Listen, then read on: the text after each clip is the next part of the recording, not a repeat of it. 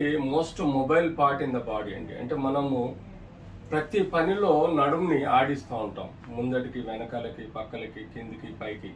So low back pain నడుములో lumbar vertebra 5 vertebra ఉంటాయి. అవి మనకు యూజువల్గా ఈ నడుము అండి, ఇది నడుములో లంబార్ వర్టిబ్రా 5 ఉంటాయి, చెస్ట్లో 12 వర్టిబ్రా ఉంటాయి, నెక్లో 7 వర్టిబ్రా ఉంటాయి.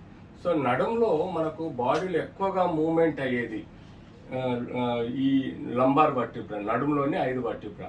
ఇవి మ్యాక్సిమం లోడ్ తీసుకుంటూ ఉంటాయి బాడీలో. అంటే almost 60% of our body weight ఈ యొక్క కేవలం ఈ వర్టిబ్రల్ బాడీసే తీసుకుంటాయి.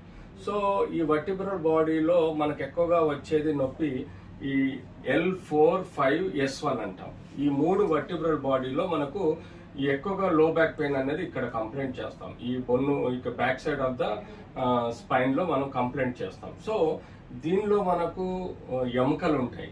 ఎముకలకు రెండు జాయింట్స్, ఫేసెడ్ జాయింట్స్ ఉంటాయి.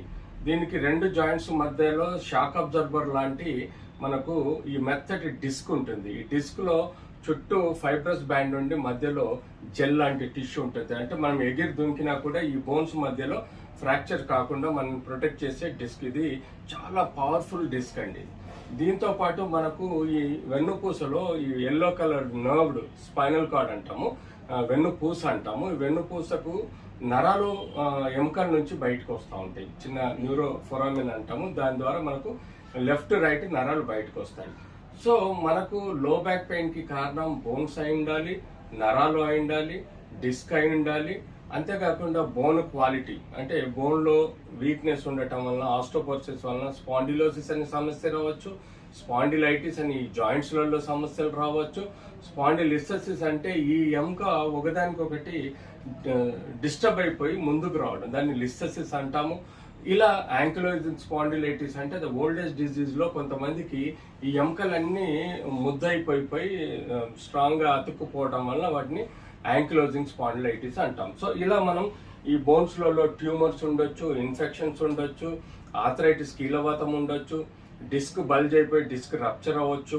ఇలాంటి ఎన్నో కారణాల వల్ల మనం నడుము నొప్పి చూస్తాం. సో పర్టికులర్ గా చూసుకుంటే మనం ఏమని ఇంట్లో పనిచేస్తూ సడన్ గా ఏదైనా వస్తువు ఎత్తినప్పుడు పట్టుకోవడం అంటారు. దాన్ని మనం స్ట్రెయిన్స్ అండ్ స్ప్రెయిన్స్. స్ట్రెయిన్స్ అంటే ఈ బోన్స్ కు నడుములో ఉండే కండరాలు సాగిపోవడము. స్ప్రెయిన్